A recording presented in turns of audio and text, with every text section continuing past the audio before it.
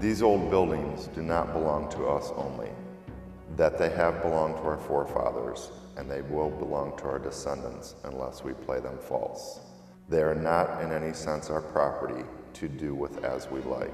We are only trustees for those that come after us. William Norris. Hello, fellow history buffs. Thanks for coming along as we explore some of the various historic resources to be found throughout the city of Bonita Springs. This particular stop along our guided virtual tour is the McSwain House, located at 27451 Old 41 Road. Under local ordinance, it's designated as historic by the city of Bonita Springs. This house is named for the McSwain family, pioneers who settled in 1901 to the village of Survey, now officially the city of Bonita Springs. Joseph and wife Elizabeth McSwain had 8 children, 4 sons, Milton, known as Mitt, Clifford, Ansel, and Cullen, known as Cully, as well as 4 daughters, including Buella and Inez. The oldest daughter, Mary Lula, married pioneer J.W. Lyles in 1905. Then, 10 years later in 1915, the McSwain family built this house after their former home was swept away in a flood.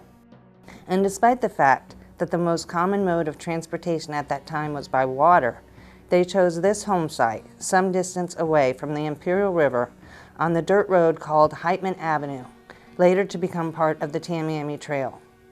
It would be 2 years later before this section of road between Naples and Fort Myers was even considered passable by car.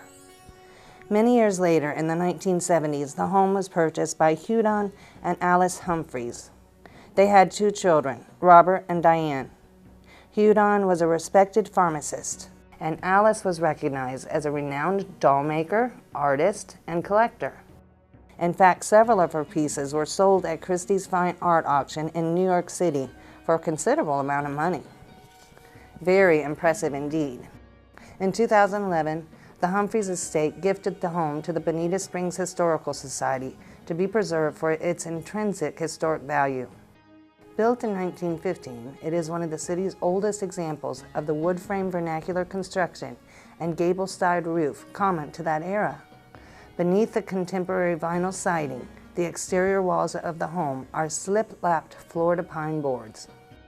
It's the strength and durability of this dense pine lumber that has allowed this simple structure to survive several hurricanes, even without the strapping now required in home construction. Even inside the roughly 1,400 square foot home, much of the original beadboard paneled walls and yellow pine flooring still remain intact. Currently, in 2012, it's being restored, and once completed, the home will be open to the public once again. A house comes with responsibilities, and a historic house comes with more responsibilities. Jane Powell. I'm so glad that you came along with us on this leg of our virtual tour of historic resources, but there's still so many more resources to explore. So come on and join us. We'll see you at the next historical site along the way.